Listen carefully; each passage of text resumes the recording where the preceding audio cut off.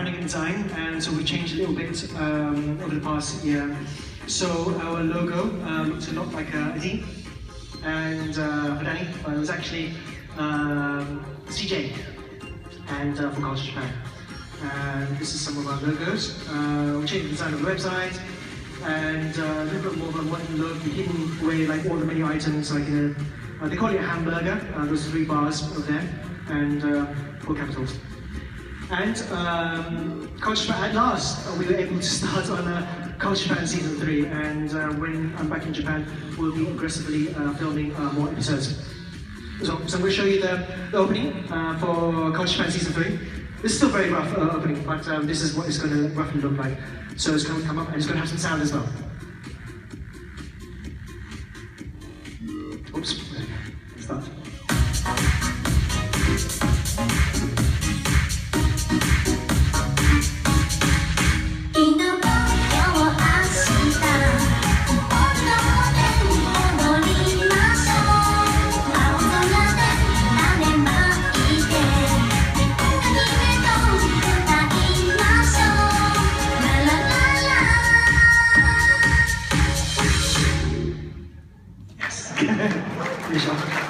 I like the way the environment works, like the background scrolling, the behavior of the jumping, collision detection, and so on and so on.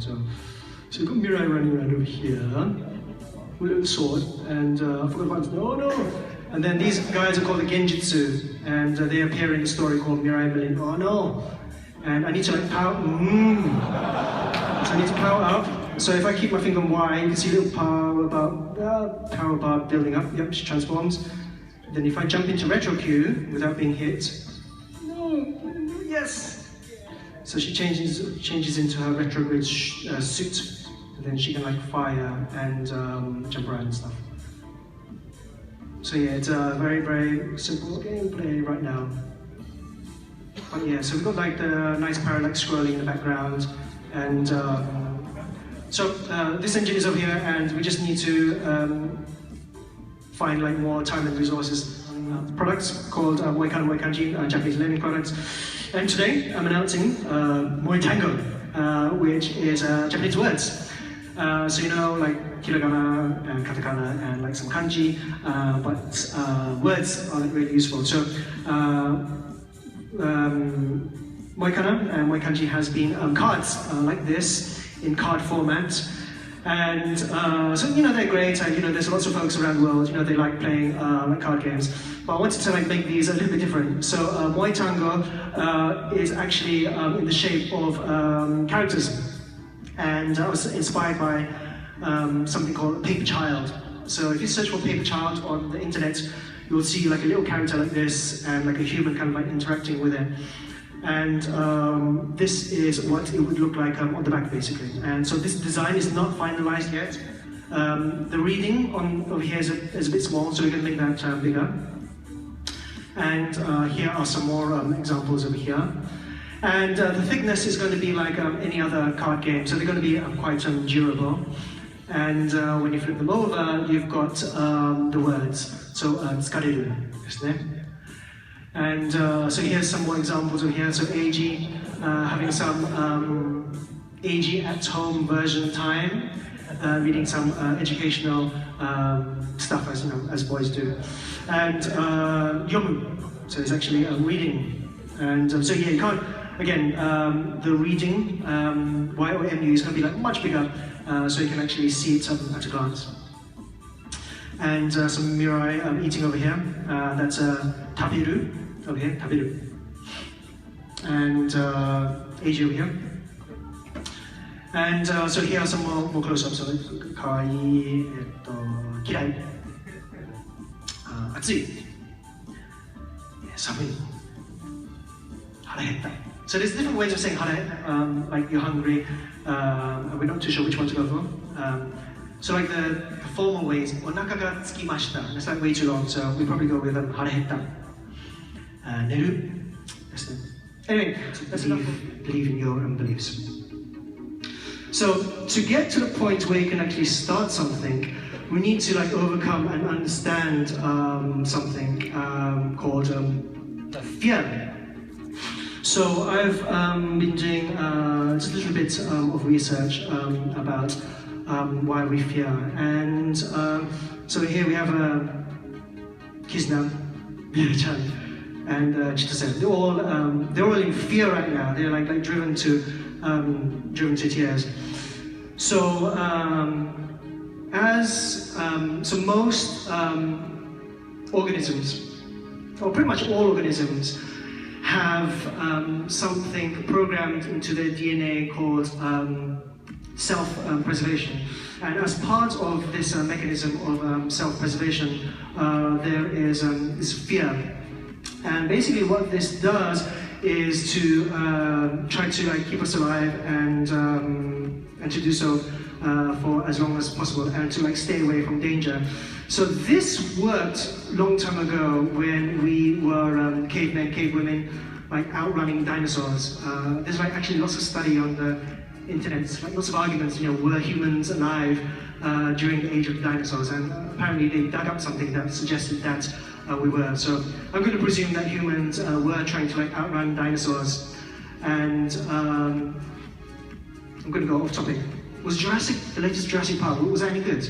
Was it any good? Okay, I'll try to see that before I go back to Japan. Because in Japan, movies take forever to come out. It's ridiculous. So Jurassic Park, that's probably going to come out for Christmas in Japan. But anyway, so yeah, dinosaurs. So long time ago, it's very useful for maybe outrunning dinosaurs. And so it's there's what do you call those dinosaurs? The velops, one of those, And you're a caveman, and it's oh, the egg looks so delicious. If I take it, I'm going to be eaten. And this fear, basically protects you. And I think it's basically what got humans to be at this stage.